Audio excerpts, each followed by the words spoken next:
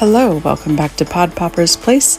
I'm Penny, and today I am working with Kendra's card challenge number 15 and the awesome products from Altenew. The Altenew Blossoming Apples press plate works with the Better Press system from Spellbinders, and I decided to create two 6x6 sheets today. However, rather than using it as a press plate today, I decided to foil it, and I used every single piece in the set to create this background. One of them I used a white foil on, and the other one is the gold. And the white, I wanted to see if it would react like a heat embossing. And while you can see that it did show the image in the background, I ended up getting too heavy-handed with the ink, and I'm going to save that to use later in a different way. But the gold one turned out pretty much perfect. There is some little bit of extra gold on some of the edging around some of the sentiments, but I will be able to use a eraser to get that off later. I'm going to be using the Altenew alcohol markers. This first set is the reds, which is called the Red Cosmos, and it is quite a variety of shades in this color. It goes from quite light to quite dark, and there's not a lot of in-betweens here, but you do get just the 4 pens. The two darker reds work really well together. The two lighter ones work very well together, and I will show that as I go through the coloring. For the apple, I tried to use all 4 of the shades of red. However, I end up having to keep going over and over the ink blending for me to get a nice smooth finish. I do go over this several times, and then I decided to just let this dry for a little bit before I added more layers. I am using some Nina 110-pound weight cardstock for this, and it did very well with the blending. I always worry about the ink going over the edges, and the Nina held up really well under this. For the greens, I have the tropical green set, and I decided to use the 2 lighter colors together and the 2 darkers together first before trying all 4 of them together, since I had such a wide range on my reds. And I really like how these 2 lighter and 2 darkers blend together. They do a really nice job.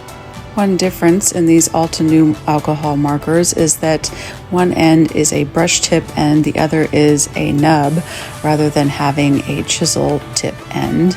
And I really do like that, because those are the 2 types of ends that I tend to use the most frequently. However, the ring side that you see on the pen is actually the nub, not the brush, which is a little bit different than if you're used to using the Copic markers. So as you can see, I went back over my reds again. I go back in with some of the darker just to bring that color through a bit more, and just to leave a highlighted area. And as you can see, as I go over this a little bit more, it is smoothing out quite a bit and looking a lot more even. And so now I'm going to use my 2 darker greens together, and when I'm done, you'll be able to really see the difference in the color. They do both give a nice variety, though, of shading and highlights, and I really liked how these work together.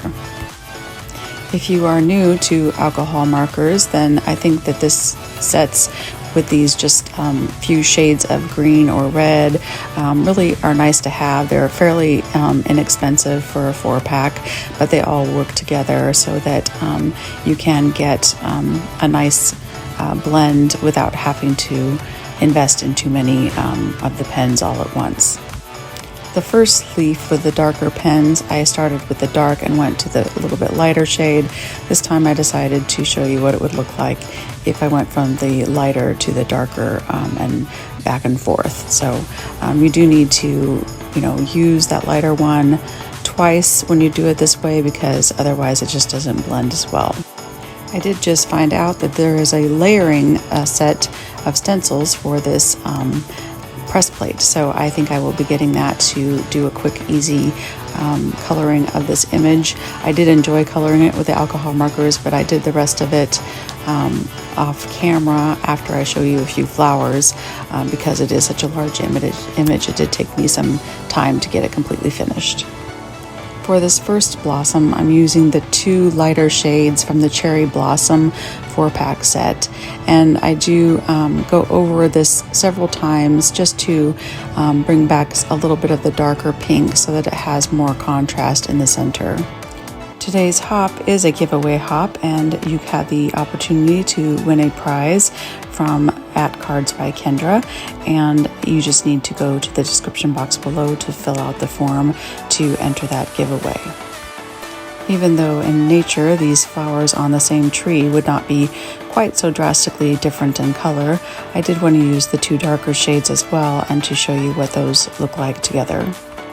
One tricky part about this image is looking to see where the branch of the image would be behind the flowers and the leaves.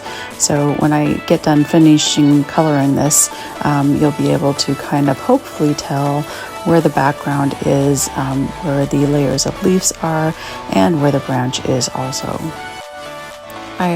I'm not the most talented colorist. I'm still learning, but I really enjoyed coloring this, and I think with the gold foiling it just turned out beautiful, and I have to say that the press plates really work great for foiling. I finished off this 6x6 paper by coloring in the background with a blue Copic marker.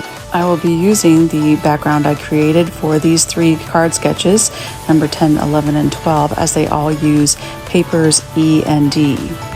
Along with my apple background, I'll also be using a sheet from this gold foil paper pad, and I'm just going to be creating sketch number 10 today. However, if you would like to see sketch number 11 completed, you can see that on my Instagram as a reel. I decided to switch up the sentiment on this sketch, and so I'm going to be using the press plate that says I love you to actually put my sentiment directly onto the top of the card, and I do that by just tucking a piece of paper underneath there after I've taped down the press plate and just kind of pushing it over and using the press plate as directed there. And it didn't quite get exactly straight, but it still turned out really well. And I have all of my pieces cut to the specified size as shown on the PDF file that Kendra has free of charge available if you would like to participate in the challenge.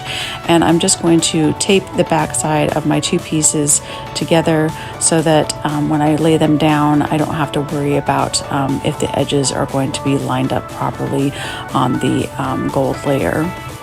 For this strips layer across the middle, I'm going to be using the Altenew glitter paper. The 4-pack of glitter paper is called the Pink Brilliance, and I tried to make this flower to match and go on the front of the card where the circle is in the sketch. However, it was such a different flower, I didn't like it together. So I end up going back and using that piece that I didn't really like how it turned out before. I went ahead and colored just the circle that I needed and used that for my circle pieces on the front that the sketch has.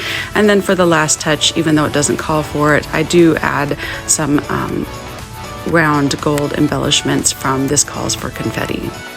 As I looked at my finished card, I wasn't quite happy with how stark the black was, since that was really the only black on the entire card.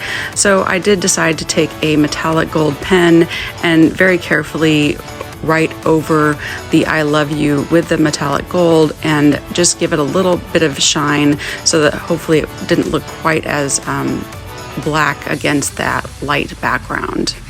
I will be finishing sketch number 12 in the future, and you can look for that on my Instagram page at Pod Poppers Place. Thank you so much for being here today. I hope you enjoyed this, and I hope that you will come back again soon. Please hit the subscribe button. It would really mean a lot to me. And be sure to see all the other creators in this hop and fill out the form so that you can be entered in the drawing. Bye-bye.